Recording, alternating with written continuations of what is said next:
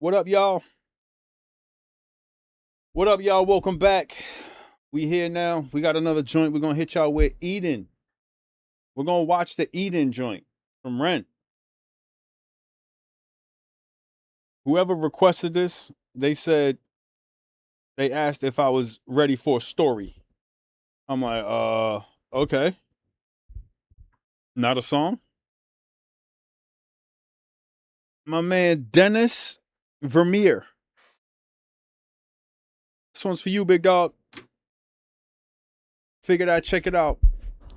You said the magic words. So here we go. Ren, Eden. Tell you a story as old as time, the story of Adam and Eve. It starts with a God who wanted more. God had just created the heavens and the earth. He had the angels by his... Let's stop this already. First thing, I kind of like the video game like imagery that he's using to tell the story. That's pretty cool to me since I'm a gamer. I'm a gamer head. I actually have never said that about myself before in my entire life, so you guys get to witness that. Me being weird. Just call myself a gamer head, and I don't even know what that is. I play video games. I was raised on video games. Anyway, so this makes me feel a certain level of comfort looking at it. That's not why I paused it. I paused it mainly to say, I don't think I've ever heard somebody describe Adam and Eve in the book of, Genesis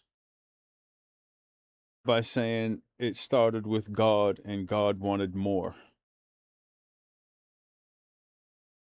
It starts with a God who wanted more. There's something weird about that. There's something weird about that for me, anyway. The story of Adam and Eve. It starts with a God who wanted more. It starts with a God who wanted more. That sentence right there alone, I'm sure some theologists. I'm gonna go with that. Theologists. Some theologists will probably have a whole hour and a half lecture about that one sentence alone. That's not me. I just can just sit here and tell you there's something weird about that to me. That's weird. And then we just move on because that's about all I can add to it. Anyway, let's listen to the rest of this as I'm breaking down 8 seconds of Ren video. We went through 8 seconds and I'm talking for 15 minutes now. Let's go. God had just created the heavens and the earth. He had the angels by his side, but they had no will of their own. And so the autonomy to love or reject him was never theirs. All but for one. The once called bringer of light. Lucifer, morning star. Lucifer was the fairest and most intelligent of all the angels. He was the closest thing to God's image, and in his likeliness, Lucifer felt restless. He began to question and doubt God. He doubted the hierarchy opposed upon him. He felt God was arrogant. In his frustration, Lucifer built a throne that stood even above God's and declared mutiny. A war ensued. God, being all-powerful, came out the victor and banished Lucifer from the heavens and exiled him to earth. Once again, God was alone with his power. Perhaps from loneliness, perhaps from curiosity, perhaps from a desire to share love, God began to work on his greatest project yet, a being that would mirror himself, the human, two humans specifically, Adam and Eve. They were placed inside a paradise built for them on earth, the Garden of Eden. In the garden, God placed a tree that bared fruit that would grant anyone who ate it powers bestowed only to a God, to tell good from evil, left from right, to live righteously or to sin. He named this the tree of knowledge. God told Adam and Eve they could eat whatever they wanted in the garden, but never the fruit from the tree of knowledge. And if they disobeyed him, it would be punishable by death.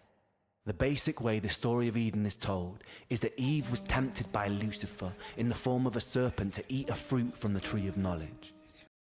This is basically Ren. Uh, he's like he's narrating the book of Genesis and creation. Why? What is this called? This is just called Eden, not the book of Eden, the Garden of Eden, right? Um, why is he doing this? That's what I'm thinking to myself. Why is he doing this right now? What is this for? What is this about? Is it entertaining? For me right now, I'm more caught up in the video game look of it. The story, I already know the story. So, um, he's being he's basically telling you what it is without getting down to the fine details of what's written.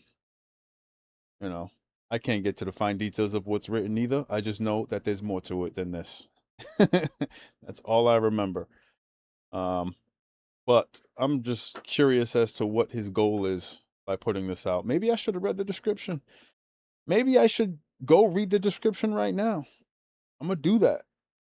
Let's see what they got in the description.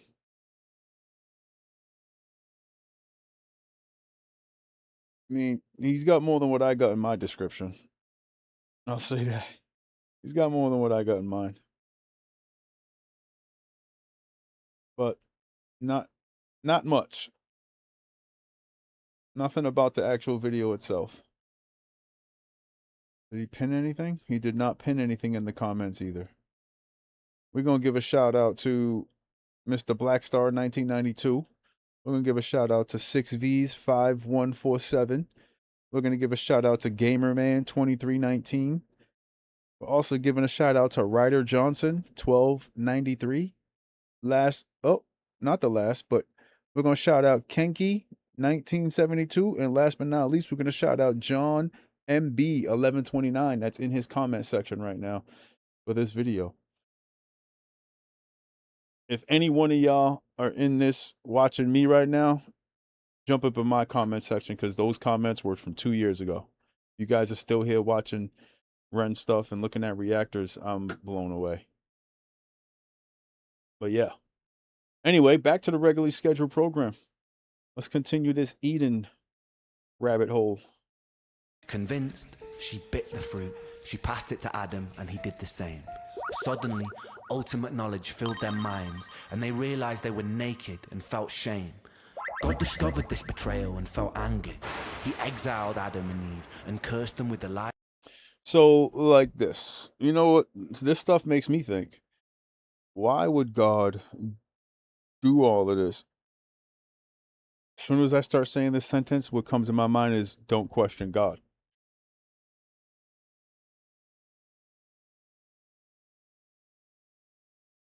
I feel like that sentence, don't question God, means something more than what I'm doing right now. And that's not what I'm trying to do is question God. I'm just wondering. Why put the tree there at all? Like, why is there even a tree that you created that has that? Right? It's a test. Because you don't know. If you're going to give them free will, you got to give them something to free will against. Right? If they know this is there and you tell them no, and they get the free will to do what they want, then they free willingly. Oh, I'm so old. They free willingly. If you guys don't know what I just did there, it's probably because it's corny, number one. And number two, it's free willy.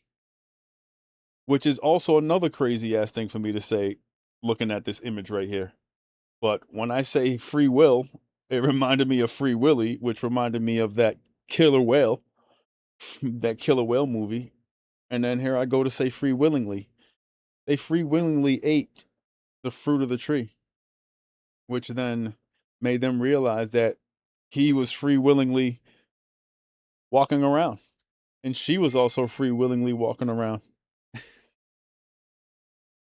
So With that being said, y'all, when I question why would he even make the tree, that's the answer. Why is you want to know if your free will creation decides to follow its creator or to follow its own free will, which God got his answer. Let's move on. Life of a mortal. They would work, they would bear children.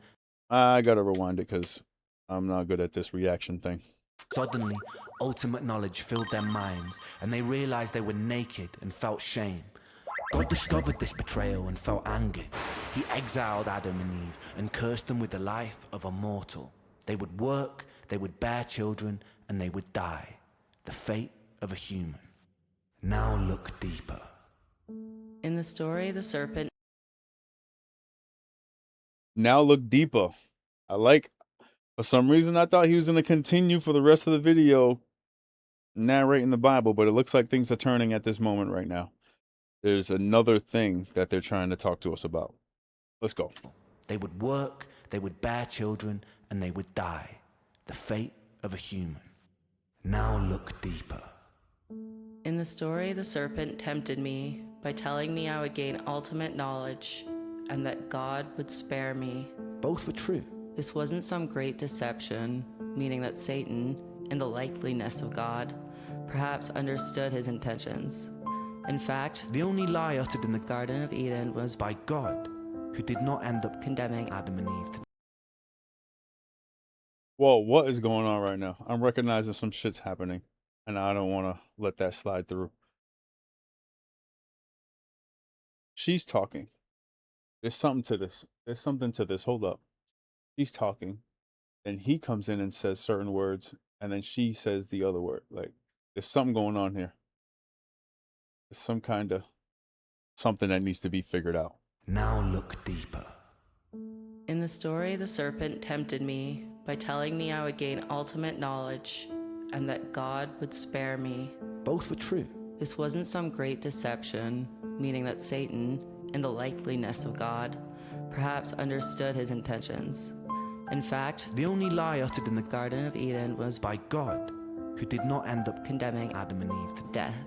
This could be seen as an act of Mercy, but the sheer fact that the tree existed and that humans were initially cut off from this knowledge. may imply some part of God was afraid that if humans were granted the gift of perception, they, like Lucifer, would have the power to reject him too. The fact that there stood a beautiful tree that could grant this knowledge in the first place implies that a small part of God, supposedly all-knowing, perhaps wanted and intended the humans to bite too.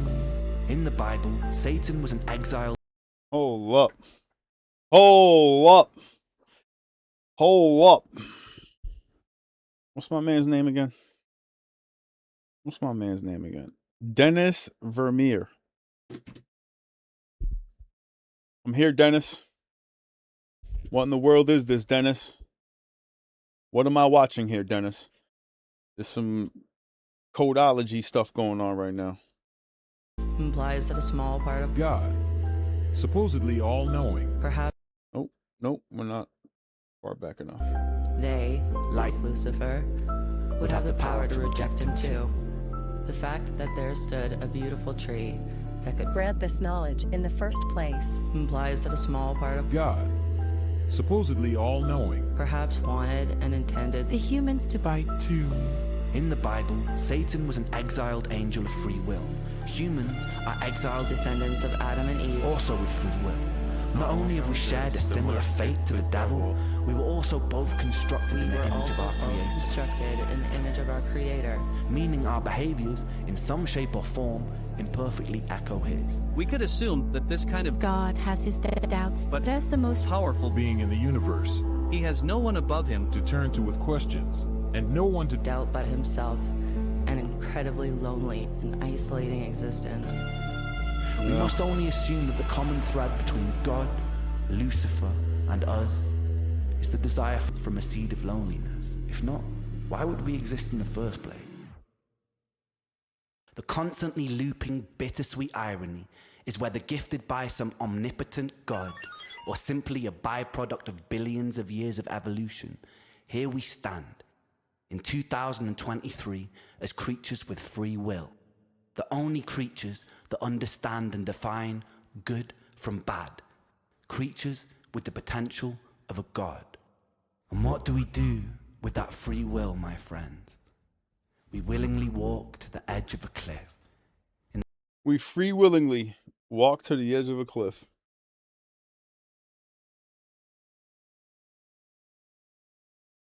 Man. In the name of progress, we jump off the precipice. The empires we build ravage the earth. The natural order of things are necessary to survive. Any systems which do not honor homeostasis eventually perish. Our free will overrides our own biological instinct. We can take more than we eat. We can kill more than we need. We can willingly create weapons with the potential to burn everything we've built to the ground. We willingly decide to bow at the altar of greed. Willingly decide to bow at the altar of greed. It's our own biological instinct. We can take more than we eat. We can kill more than we need. We can willingly perish. Our free will overrides our own biological instinct. We can take more than we eat. We can kill more than we need. We can willingly create weapons with the potential to burn everything we've built to the ground. We willingly decide to bow at the altar of greed, the most insidious and destructive of all sins. We put our faith in corporations who pose as rulers. We willingly allow ourselves to be led by outdated power systems ran by corrupted politicians and bloated dictators who claim domain and dominion over an open and free land. We willingly elect the corrupted when the decision was always ours to build something better. We willingly create and impose separation because of beliefs that we are force-fed through our phones and television sets. We always had the will to reject these things, but we adhere to them as though they were the laws of physics. War, famine, pestilence, greed, these aren't things imposed upon us by an all-powerful God or by his demonic adversary. Be motivated to be better, not out of fear of punishment of an eternal damnation, but because the choice exists, because we love ourselves, because we have the power to absolve ourselves of so much unnecessary suffering. Take a second to be in this very moment. This is very talking to you. You know what I mean? Like, it ain't like trying to teach you something and this and that. It's like almost like he's talking to you.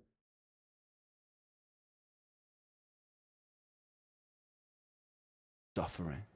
Take a second to be in this very moment. In this moment, how much suffering is happening all over the planet right now? How many people are dying of illnesses that could have easily been cured, but aren't because of the selfishness and greediness of humanity? How many people break their backs and reject their own passions to simply afford bills and food? How many of us crave distraction from existence? How many of us numb that pain in whatever way necessary? How many children are being abused? How many people... I'm sorry. I can be serious, I really can. But you can't use that video of the guy in the liquor store and expect me to be serious. You can't do that. That's like, that's wrong of you to do that. In this type of a video, all seriousness, it's a serious topic, it's not funny, it's not joking matter, yet you use the video of the guy that's drunk already, trying to go get more beer at the liquor store, and him not being able to do it. He picked up the beer and then he wasn't able to move anywhere else except for down onto the ground and backwards. Anyway, that is probably the most funny video I've seen in my life. That guy at the liquor store. Bills and food. How many of us crave distraction from existence? How many of us numb that pain in whatever way? This guy? This guy right here? With the Budweisers?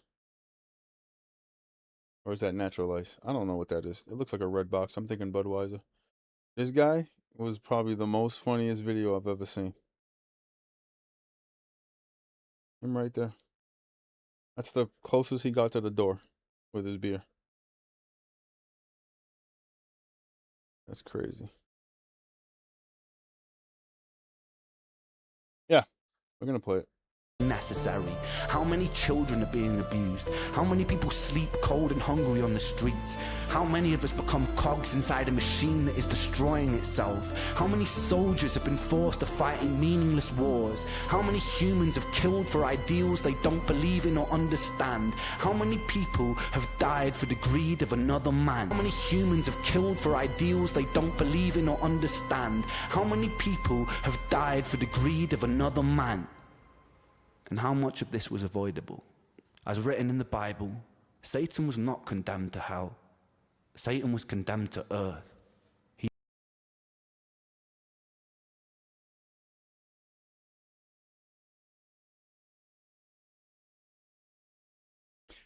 Satan wasn't condemned to hell.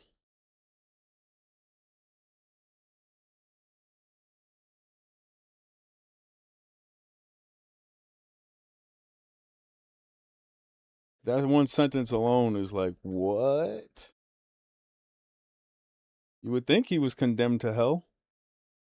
No, they just condemned him to earth.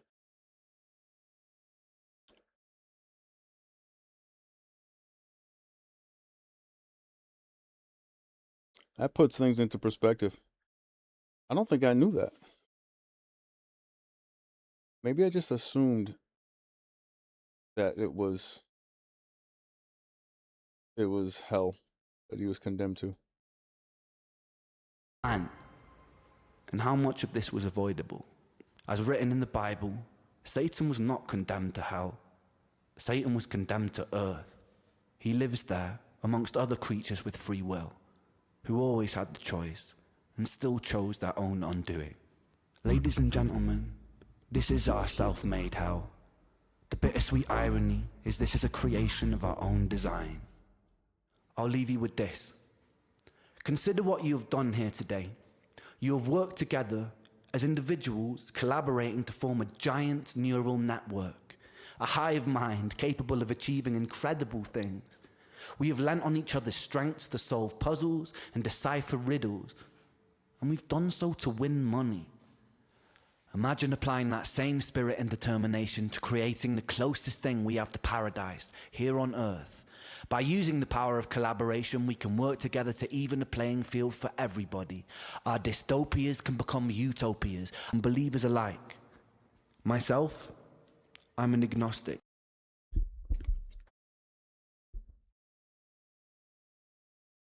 I need to find out what that means. If you guys don't mind. I didn't know this was going to be a long-ass video. This video itself isn't long, but I'm making it long.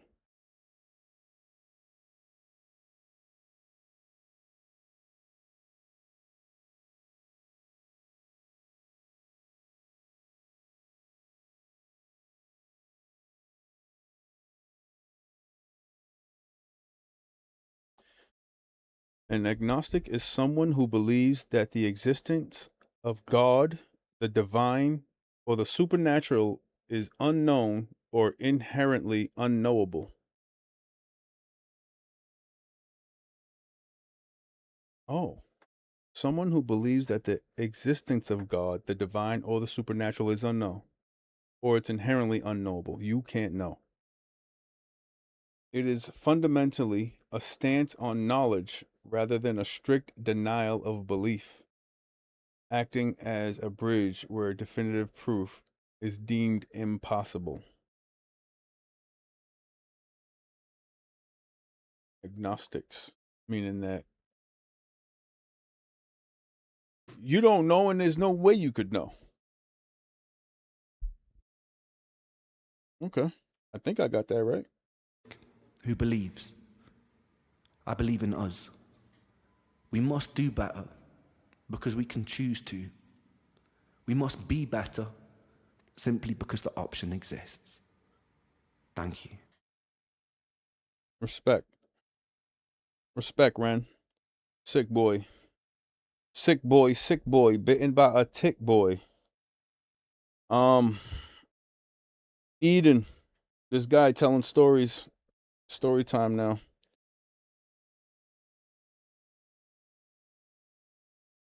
It's gonna take me years to go through all of this guy's stuff. Y'all want me to react to the videos, the tales, the behind the scenes, in front of the scenes, on the side of the scenes. You want everything. You want the stories. You want the, oh my God. There's so much out there. He's got 2 channels of content that I need to get to. And it's going to take a long time. Hey, but I'm here for it. Look, I'm not trying to rush through it, but I am trying to keep giving you guys some consistent content, man. Just keep putting these out. Just keep telling you guys what I think, or what I don't think, or what I'm fumbling through or rambling on about. You guys find it entertaining, I appreciate y'all. You know, hit that like, hit that subscribe button. You know, like I said, go make your cousin subscribe. Go force your auntie to subscribe. Don't even ask them no questions. Maybe just ask them if you can use their phone to make a phone call. Download YouTube, find my page, and like and subscribe for them. And make sure you hit that notification bell for them. That's it. All right. This message was brought to you by Perry3xStudios. You made it this far. Hit that like and subscribe, because I'm going to catch you guys in the next one. Peace.